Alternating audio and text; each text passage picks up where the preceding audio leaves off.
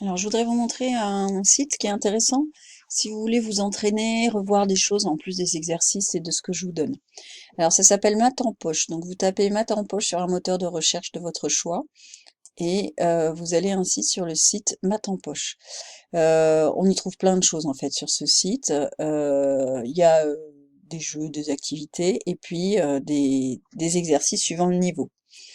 Alors, pour les terminales, il n'y a que terminale S et première S, mais pour les secondes, vous aurez tout le programme de secondes et vous avez possibilité de revenir, éventuellement rechercher en quatrième, en troisième, pour ceux qui ont besoin de retravailler les fractions ou qui ont besoin de retravailler le calcul littéral.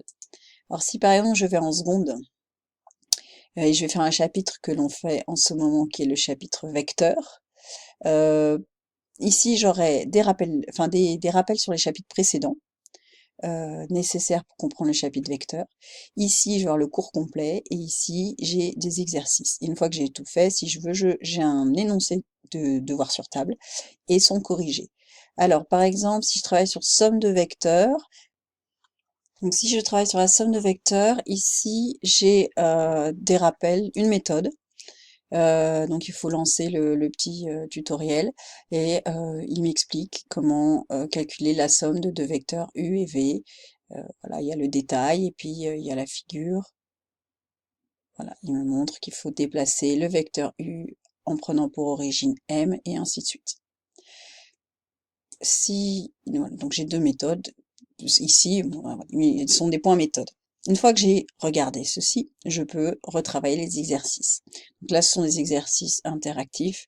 Donc par exemple, si je veux faire calcul des coordonnées de la somme, je lance. Et ici, je réponds. Donc j'ai un vecteur U, un vecteur V. On me donne les coordonnées.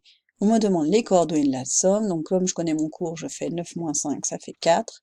Ensuite, 6 moins 1, ça fait 5. Je demande et il me dit bravo. Ensuite, il me donne un petit corrigé. Si jamais j'ai plus de mal et que je fais une erreur, donc là je mets n'importe quoi, il me dit faut encore un essai. Donc je réessaye, je mets quelque chose qui est encore plus n'importe quoi, et dans ces cas-là, il me rappelle que si je veux calculer les coordonnées du vecteur, nk, il faut que je fasse xk moins xn, donc là j'ai coordonnées nk, et coordonnées du vecteur nd, et ensuite il faut ajouter les deux coordonnées pour avoir les coordonnées du vecteur somme. Voilà. Et puis si après vous voulez vérifier que tout est bien acquis, vous avez ici un énoncé de devoirs sur table,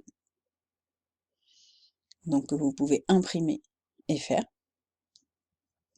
C'est un exemple, hein, c'est-à-dire ça ne veut pas dire que je ferai le même, bien sûr. Je ne vais pas non plus tous les consulter, mais c'est une idée de devoir sur table de fin de chapitre. Et vous avez, une fois que vous avez tout fait, la possibilité de consulter le corrigé. Il faut attendre que ça charge, voilà. Alors pour le corriger, là c'est un fichier ODT, c'est-à-dire c'est LibreOffice, qui est librement téléchargeable. Et vous avez voilà, la correction du devoir sur table qui s'affiche, que vous pouvez imprimer. C'est aussi un fichier qui s'imprime. Voilà, avec tout ça, vous avez, voilà, par exemple, si vous allez en quatrième, vous reverrez le calcul littéral pour ceux qui ont besoin de retravailler. En plus, il vous redonne les rappels de cinquième à connaître. Vous reverrez les équations pour ceux qui ont encore du mal. En troisième, vous retrouverez système d'équations, inégalité, inéquation. Et en cinquième, vous retrouverez le calcul nombre en écriture fractionnaire, voilà. Addition, soustraction, multiplication de fractions. Et les fractions, on peut en retrouver encore un petit peu en quatrième. Avec tout ça, vous avez de quoi vous entraîner, en plus des cours que je vous fais.